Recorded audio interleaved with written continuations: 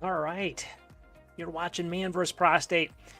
So excited for this week. I just wish I could be there in Madrid at the International Continence Society meeting where we're going to learn from so many fantastic defenders and leaders of the ManVsProstate crusade, such as Karl-Dietrich Sievert, where he'll be talking this Wednesday about does the preservation of ejaculation form a value-based healthcare variable in prostatic invasive treatment, or should we be looking for other variables?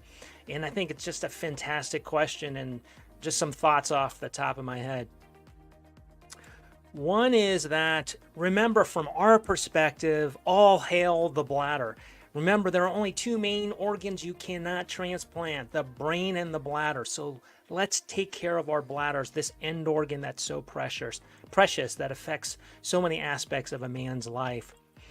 And when we decide to prioritize the bladder, we allow it to have a table at shared decision making, where we also prioritize the needs and the wants of the patient, the urologist, and the healthcare system.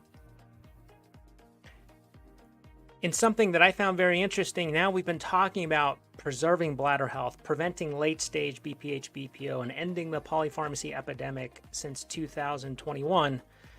And now when we put a poll on LinkedIn, what I love seeing the fact is that 91% of respondents were like, look, yes, the bladder health is a priority, is either the top priority alone or in combination with preserving ejaculatory function. And so in that context, we look at the four elements of good health policy once again, right? Economic sustainability, treatment durability, man's vitality, and the window of curability. And when we talk about a man's vitality, we learn, for example, from Defender Karl-Dietrich, who talk about a holistic approach to a man's health, right? And I talk about physical, intellectual, emotional, social, spiritual, and sexual health. And that's where it comes into play when we talk about ejaculation sparing surgeries, is at the interface between treatments and a man's vitality, preserving that ejaculatory function. And I would submit that in addition to that, we need to look at that interface between the window of curability or bladder health and a man's vitality. Because when we look at the 5 stages of bladder health, right, we've talked about that. Stage 1, BPO. Stage 2, overactive bladder. Stage 3, urge incontinence. Stage 4, retention. Stage 5, a dying bladder, Detrusor, underactivity.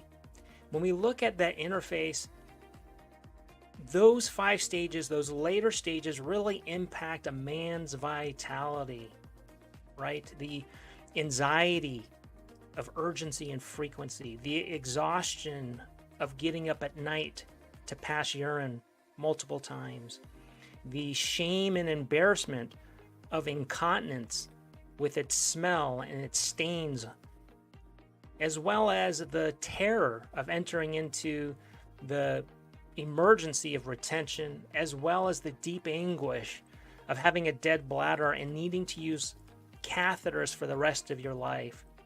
That in there, and that interface between bladder health and a man's vitality, there is the variable of can we intervene at the right time to prevent late stages of bladder disease, damage, and dysfunction that are so critical. And so when we do that, we begin to, there's a lot on this slide and I'm just still working through it in my head, but on the table of shared decision making, when we try and choose between a fractional approach and a maximal approach, we have to take into consideration all those 4 elements of the window of curability, man's vitality, treatment durability, economic sustainability. In this example, we talk about how the bladder here will always vote for maximal deobstruction, no matter what stage of bladder health the patient is in. But then we have to weigh in what are the needs and wants of the patient that impact his vitality. It's much more than just ejaculatory preservation.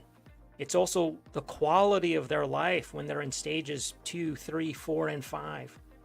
Then we also, for each healthcare system, has to look at what's economically sustainable, what treatments are available, and what treatments are durable and are effective.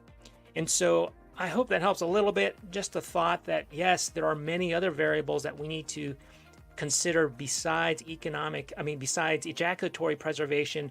And I would say a lot of those factors and variables are tied to the 5 stages of bladder health and what it means to a patient for their quality of life to live with a negative impact of late stage 2, 3, 4, and 5 overactive bladder, urgent incontinence, retention, and a dying bladder.